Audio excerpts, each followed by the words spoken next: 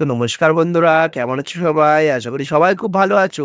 তো বন্ধুরা, WBSSC group ডির এক্সাম যারা দিয়েছো, তারা আজকের ভিডিওটাকেও স্কিপ না করে পুরো শুরু থেকে শেষ অবধি দেখে যেও। কারণ আজকে আমি তোমাদের গ্রুপ ডির পরীক্ষার male female category wise cut off কত হতে পারে সেটা আজকে পুরো ক্লিয়ার করে দেব। আর তোমরা অ্যান্সার কি চেক করার পর তোমরা 40 এর মধ্যে কত অ্যান্সার দিয়েছো অবশ্যই কমেন্ট করে সবাই জানিয়ে দিও। আর দেখো, তোমাদের সিলেকশন হওয়ার পর তোমাদের ইন্টারভিউতে কত পার্সেন্ট ক্যান্ডিডেটকে ডাকা হবে সেটাও আজকে একটা ক্যালকুলেশন করতে চলেছি। তো আজকের ভিডিওটাকেও স্কিপ না করে পুরো শুরু থেকে শেষ অবধি দেখে যেও। আর ভিডিওটা ভালো লাগলে অবশ্যই একটা লাইক করে দিও। আর যারা নতুন হচ্ছে আমার চ্যানেলে, অবশ্যই চ্যানেলটাকে সাবস্ক্রাইব করে পাশে থাকা বেল আইকনটা প্রেস করে দিও। তোমাদের গ্রুপ সির পরীক্ষায় তো টোটাল ভ্যাকেন্সি এখানে আছে ক্লার্কের পরীক্ষা, গ্রুপ সি ক্লার্কের ২,৯৮৯ খানা। ওকে? তো ২,৯৮৯ খানা পোস্ট এখানে ফাঁকা আছে। তারপরে কি বলেছে একবার দেখে নাও। রিটেন এক্সাম মানে তোমাদের ১ নম্বরে যে ৬০ নম্বরে যে পরীক্ষাটা দিলা সেটার কথা এখানে বলা হয়েছে। আর ২ নম্বরে তোমার একাডেমিক নাম্বারে তোমার এখানে ১০ নাম্বার থাকছে। ৩ নম্বরে তোমার এক্সপেরিয়েন্স এ ৫ নাম্বার থাকছে। ৪ নম্বরে তোমার ইন্টারভিউতে ১০ নাম্বার থাকছে। ৫ নম্বরে তোমার কম্পিউটার বেসড টেস্টে ১৫ নাম্বার থাকছে। টোটাল এখানে ১০০ নম্বরে পরীক্ষা হচ্ছে। ওকে? তো দেখে নাও, তোমাদের রিটেন এক্সাম তো ৬০ এর তো পরীক্ষা তোমরা দিলাই। তোমার এই একাডেমিক নাম্বার ১০ নাম্বারটা তোমরা কি করে পাবা? তো নিচে আসি আমরা। এখানে দেখে নাও, তোমাদের স্কুলের মাধ্যমিক বা উচ্চ মাধ্যমিকে যে তোমরা পরীক্ষাটা দিয়েছো, সেই পরীক্ষাটা তোমার রেজাল্ট অনুযায়ী তোমাদের এখানে নাম্বার দেওয়া হবে। তো যারা ফার্স্ট লিস্টে পাস করেছো তাদের ১০ নাম্বার পাবা। যারা সেকেন্ড লিস্টে পাস করেছো তারা ৮ নাম্বার পাবা। যারা থার্ড লিস্টে পাস করেছো তারা ৬ নাম্বার পাবা। বুঝে গেল ব্যাপারটা? তোমাদের এই যে ১০ নাম্বারটা, যারা উচ্চ মাধ্যমিক, মাধ্যমিক পাস করেছো, তুমি যদি ফার্স্ট ডিভিশনে পাস করে থাকো তাহলে তুমি ১০ এ ১০ পাবা। যারা সেকেন্ড ডিভিশনে পাস করেছো তারা ৮ মানে নাম্বার ৮ পাবা। আর যারা থার্ড ডিভিশনে পাস করেছো তারা নাম্বার ৬ পাবা। পুরো ব্যাপারটা বুঝে গেলা? এই ১০ নাম্বারটা তোমাদের এইভাবে মানে তোমাদের মেরিট লিস্ট দেখে তোমাদের আসবে। First division, second division, third division. Okay? তারপর এক্সপেরিয়েন্সটা কি? এটা তোমাদের যারা ফ্রেশার্স মানে নতুন আছো তাদের জন্য এটা একদমই না। কারণ এই যে কিছুদিন আগে যে অনেক কটা মানে অনেক ক্যান্ডিডেট চাকরি এখানে বাতিল করা হয়েছিল, তারাও এখানে পরীক্ষা দিয়েছে। হুম, সরি।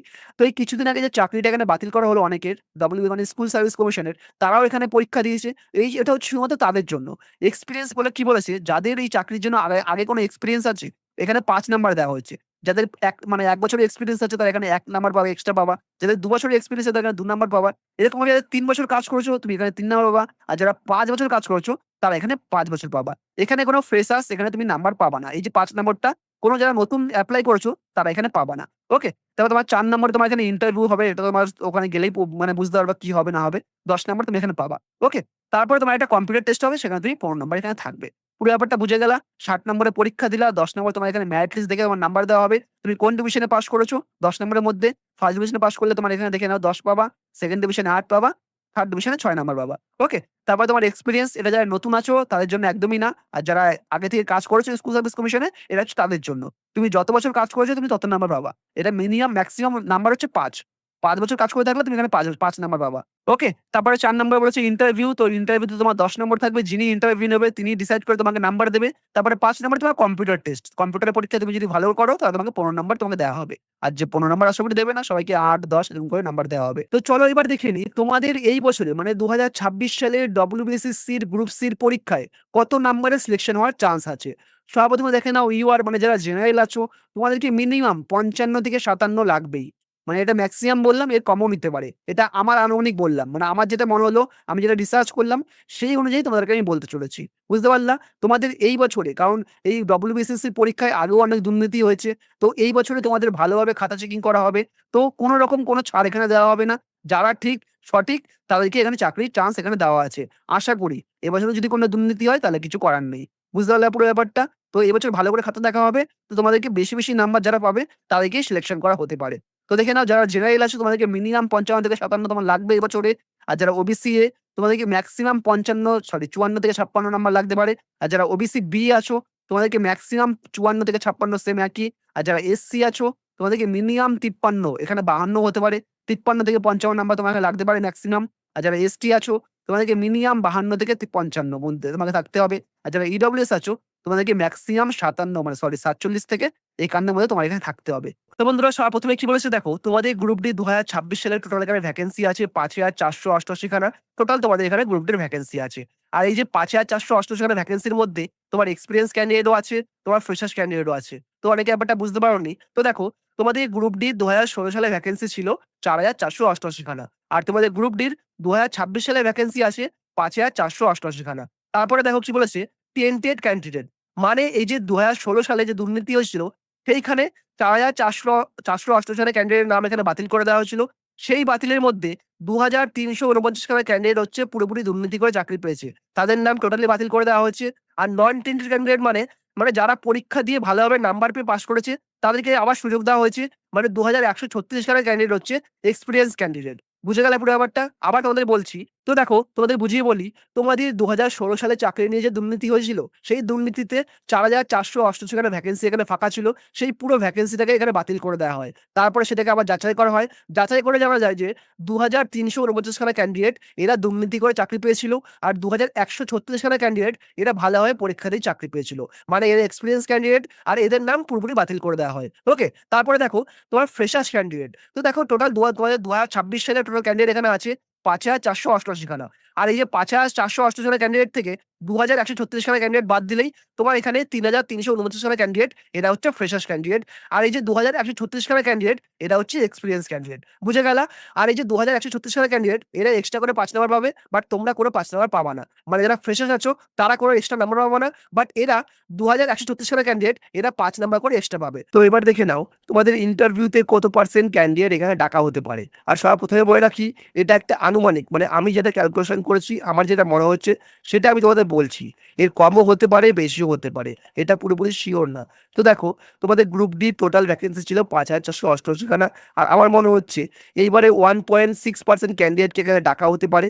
মানে ৫,৪৮৮ ইন্টু 1.6 করলে তোমার এখানে ৮,৭৮১ খানা ক্যান্ডিডেট তোমার এখানে ইন্টারভিউর জন্য ডাকা হতে পারে। এটা একটা আনুমানিক, সিওর না। ওকে?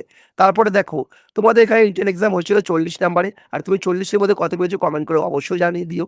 আর তোমাদের এক্সপেরিয়েন্স মানে নন টেন্টেড ক্যান্ডিডেট ২,১৩৬ খানা ক্যান্ডিডেট অলরেডি ৫ নাম্বার পেয়ে গেছে। বাট যারা ফ্রেশার্স, তোমরা এটা পাবা না। মানে ৩,৩৪৯ খানা ক্যান্ডিডেট তোমরা এখানে এই ৫ নাম্বারটা পাবা না।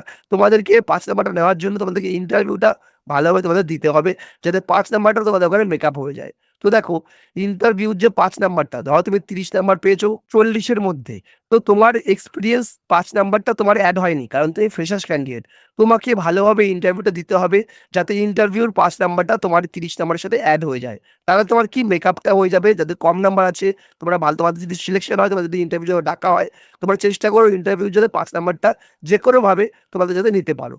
বুঝে গেলে পুরো ব্যাপারটা? ওকে? তো বন্ধুরা, এবার দেখে নাও তোমাদের WBCSC গ্রুপ ডির ক্যাটেগরি ওয়াইজ কাট অফ কত হতে পারে ২০২৬ সালে। তো দেখো, সবার ১ম এ ইউআর ক্যান্ডিডেট মানে যারা জেনারেল আছো, তোমাদেরকে মিনিমাম গ্রুপ ডিতে ৪০ এর মধ্যে ৩৫ থেকে ৩৭% নাম্বার পেতেই হবে। মানে ৩৫ থেকে ৩৭ নাম্বার পেতেই হবে। আর যারা ওবিসি এ আছো, তোমাদেরকে মিনিমাম ৪০ এ ৩২ থেকে ৩৫ পেতেই হবে।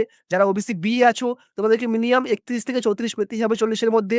আর এসসি আর এসটি একই ধরা হয়, বেশি ডিফারেন্স থাকে না। তাই এসসিতেও ৩০ থেকে ৩৫ আর এসটিতেও ৩০ থেকে ৩৫, ৪০ এর মধ্যে তোমার নাম্বার পেতে হবে।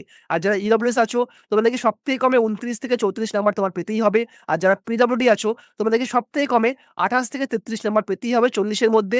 তো এবার দেখো, তোমাদের ফিমেল ক্যান্ডিডেটের কত পার্সেন্ট কাট অফ যেতে পারে ক্যাটেগরি ওয়াইজ। তো দেখে নাও, তোমাদের গ্রুপ ডির কাট অফের ফিমেলদের কত পার্সেন্ট কাট অফ যেতে পারে। তো দেখো, ইউআর ক্যান্ডিডেটদের তোমার মিনিমাম ৩৪ থেকে ২ মাইনাস প্লাস করে তোমাদের চলতে হবে। আমি এখানে অ্যাপ্রক্স ধরেছি ৩৬, ৪০ এর মধ্যে।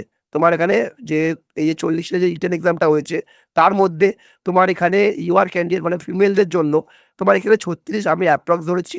এর কম বেশি হতে পারে। বাট ২ মাইনাস প্লাস করে তোমার যা হবে, সম্ভবত ওরকমভাবে কাট অফ এবছরও হতে পারে। তারপরে দেখো, ওবিসি এ তে আমি এখানে ৩২, ২ মাইনাস করেছি, এখানে তোমার ৩৪ হতে পারে বা ৩২ও হতে পারে। বুঝে গেলে পুরো ব্যাপারটা? তারপরে দেখো, ওবিসি বি তে আমি এখানে ৩৫ ধরেছি, এসসি তে ৩৩, তোমার এসটি তে ৩০, আর তোমার ইডব্লিউএস এ ৩৫, কারণ ইডব্লিউএস এর নাম্বার বেশি লাগে মাঝে, মাঝে।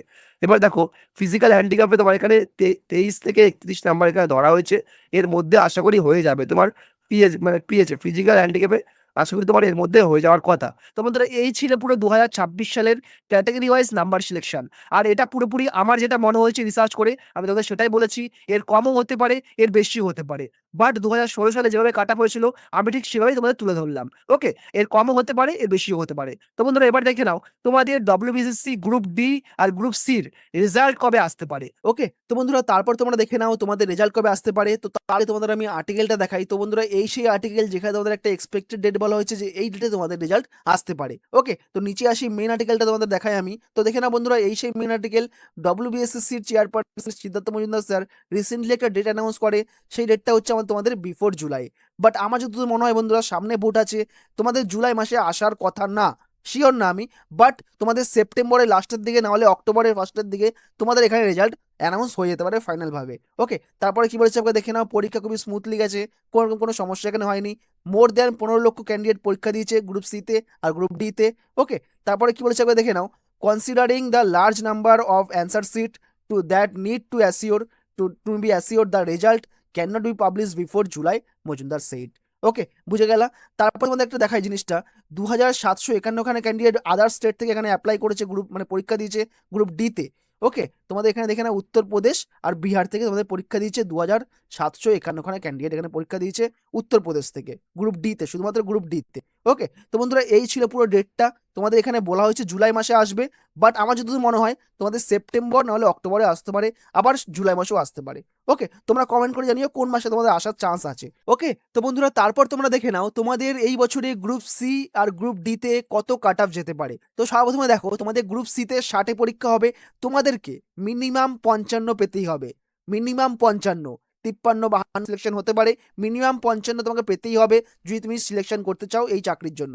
আর তোমার গ্রুপ ডিতে 40 পরীক্ষা হবে, মিনিমাম 35, ধরে রাখো মিনিমাম 35, কারণ এই চাকরির জন্য, স্কুল সার্ভিস চাকরির জন্য অনেক ঝামেলা হয়েছে আগে। তো এই বছরে বেশি করে নাম্বার ক্যান্ডিডেট সিলেকশন করা হবে, যাদের নাম্বার বেশি তাদেরকে সিলেকশন করা হতে পারে। এছাড়া যারা কম নাম্বার পাবা তাদেরকে তো বলতে পারছি না এখন কত নাম্বার কম সিলেকশন হবে। তাও ধরে রাখো 40-এর মধ্যে মিনিমাম গ্রুপ ডিতে 33, 32, 31 এরকম নাম্বারে সিলেকশন হতে পারে।